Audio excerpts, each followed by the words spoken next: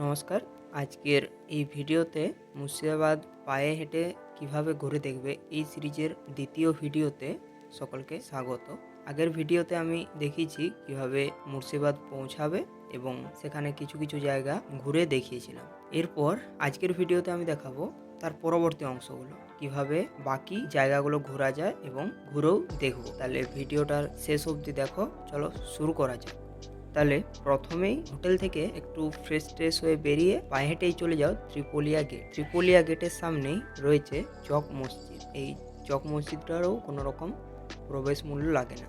Hotel হাজারদুয়ারির আশেপাশেই নেওয়ার চেষ্টা করবে।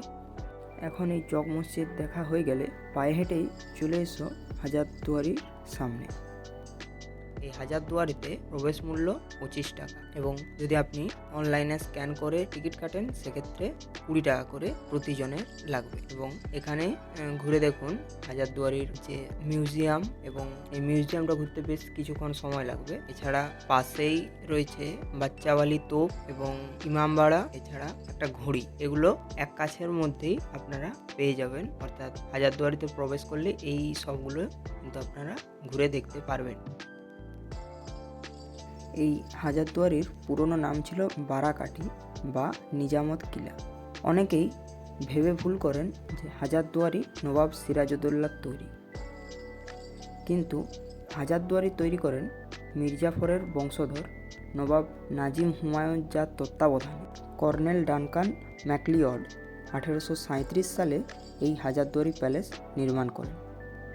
সম্পূর্ণ ইতালীয় ধাঁচে এই প্যালেসটি তৈরি করতে তৎকালীন প্রায় 16.5 লক্ষ স্বর্ণমুদ্রার খরচ হয়।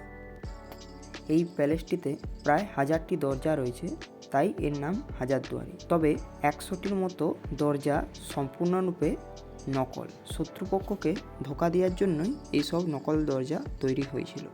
হাজারদুয়ারির ঠিক উল্টো দিকেই রয়েছে নিজামত ইমাম। এই ইমামবাড়াটি মক্কার পবিত্র মাটি দিয়ে নবাব সিরাজউদ্দৌলা তৈরি করেছিলেন, যাতে মুসলিম গরিব প্রজারা এখানে এসে হজ করতে পারে। এখন এইগুলো ঘোরা হয়ে গেলে হাজারদুয়ারির পাশের রাস্তাটা দিয়ে বেরিয়ে চলে আসুন সোজা গঙ্গার পাড়ে। এবং এই গঙ্গার পাড় ধরে যে রাস্তাটা সোজা চলে গেছে আমি ম্যাপে দিয়ে দিচ্ছি। এই রাস্তা বরাবর একটু এগিয়ে এলেই দেখতে পাবেন ওয়াসিফ মঞ্জিল প্যালেস। মুর্শিদাবাদের নবাব ওয়াসেফ আলী মির্জা নিজ বসবাসের জন্য এই প্রাসাদটি নির্মাণ করেন। সুরেন্দ্র বরাট নামে এক বাঙালি ইঞ্জিনিয়ারের পরিচালনা এবং তত্ত্বাবধানে এই প্রাসাদটি নির্মাণ হয়।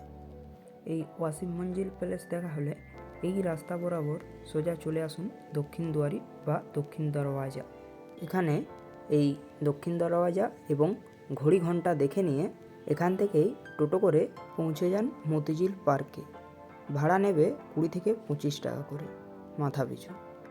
সন্ধ্যার সময়টায় মতিঝিল পার্ক দেখতে বেশ লাগে। এই মতিঝিল পার্কের একটা আকর্ষণীয় বস্তু লাইট শো, আর পার্কের প্রবেশ মূল্য 30 টাকা করে।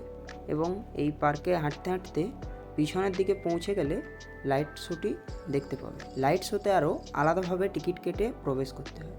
লাইট শোয়ে প্রবেশের মূল্য 50 টাকা।